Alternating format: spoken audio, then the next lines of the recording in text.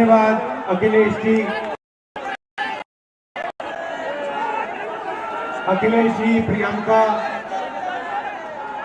Congress party के अजय राय जी, हमारे सब सीनियर नेता, समाजवादी पार्टी के सीनियर नेता, हमारे कार्यकर्ता, समाजवादी पार्टी के कार्यकर्ता, हमारे मित्रों, आप सबका मैं यहां दिल से बहुत बहुत स्वागत करता हूं। एक साल हुए हमने भारत जोड़ो यात्रा कन्याकुमारी से कश्मीर तक 4000 किलोमीटर चली।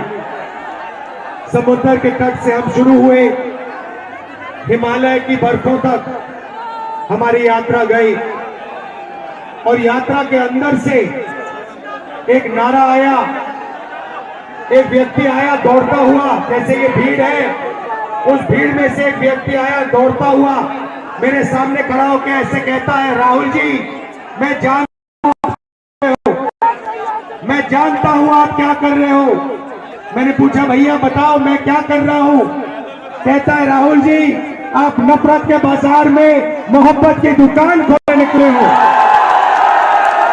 और यही हम अब मिलकर अखिलेश जी, प्रियंका जी, इंडिया गठबंधन, हमारा सबसे पहला और सबसे जरूरी काम, जो हिंदुस्तान में नफरत फैलाई गई है, जो भाई को भाई से लड़ाया गया है, तो भाई और भाई को डराया गया है, इसके खिलाफ हमें खड़ा होना है, मिलकर खड़ा होना है। और ये देश जो है, ये नफरत का नहीं है, ये मोहब्बत का देश है। सही बात है, मोहब्बत का देश है या नफरत का देश है? मोहब्बत का देश है ना। तो पहली लड़ाई नफरत को खत्म करने की लड़ाई है। मैं आपसे पूछता हूं, नफरत को नफरत से काटा जाता है? नहीं, नफरत को सिर्फ मोहब्बत काट सकती है। सही बात। नफरत को किस चीज से काटा जाता है? सुना नहीं मैंने? ये मोहब्बत से काटा जाता है और हम इनकी नफरत को मोहब्बत से मिटाएंगे। अब यात्रा पे जब मैं चल रहा था, लोगों ने मुझसे कहा कि राहुल जी, आप 4000 किलोमीटर चल रहे हो, को मिटाने की कोशिश कर रहे हो। मैं उनसे पूछता था, भैया आप मुझे बताओ इस नफरत का कारण क्या है?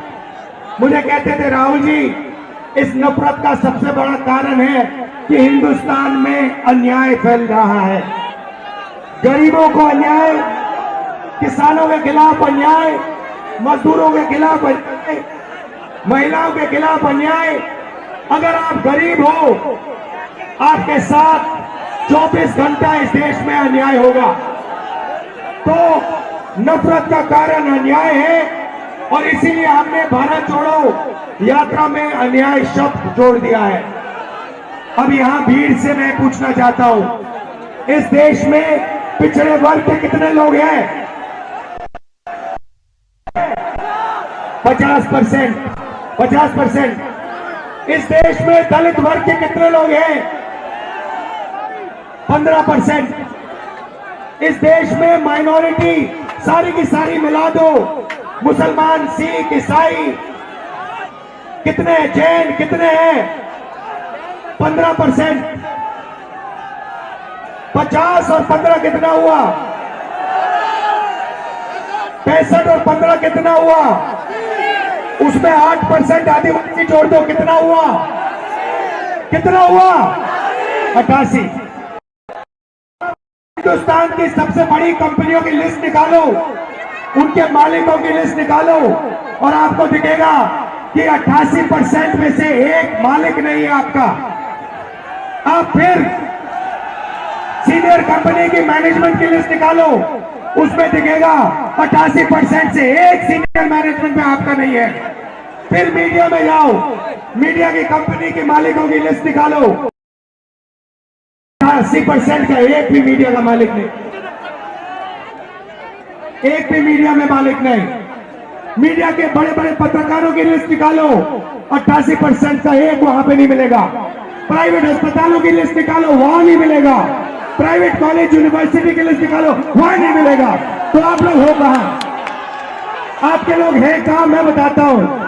आपके लोग मनरेगा की लिस्ट में होंगे, आपके लोग कॉन्ट्रैक्ट लेबर की लिस्ट में होंगे, आपके लोग मजदूरी करते हैं। यही हमें बदलना है। यही न्याय, सामाजिक न्याय का मतलब है। भाइयों और बहनों, हिंदुस्तान के बजट को 90 लोग बांटते हैं। सबसे बड़े आईएएस अफसर, मैंने इनकी लिस्ट निकाली। 90 में से 3 पिछड़े वर्ग के हैं, 3 दलित वर्ग के हैं, 1 आदिवासी वर्ग का है। और अगर 100 रुपए बजट में खर्च होता है तो आप सब लोग मिलाकर 6-7% बजट की भागीदारी रखते हो। और सच्चाई है कि हिंदुस्तान में लंबे लंबे भाषण चलते हैं, मगर जो गरीब लोग हैं, पिछड़े लोग हैं, दलित हैं, माइनॉरिटी के लोग हैं, आदिवासी लोग हैं, उनकी इस देश में भागीदारी है ही नहीं। और यही इंडिया गठबंधन का लक्ष्य है। हम सामाजिक न्याय के लिए लड़ रहे हैं, आर्थिक न्याय के लिए लड़ रहे हैं, किसानों के लिए लड़ रहे हैं। किसानों को सिर्फ एक चीज चाहिए। उन्होंने कहा है कि हमें लीगल एमएसपी दे दीजिए। नरेंद्र सरकार कहती है कि हम आपको लीगल एमएसपी नहीं देंगे, लीगल एमएसपी आपको नहीं मिलेगी।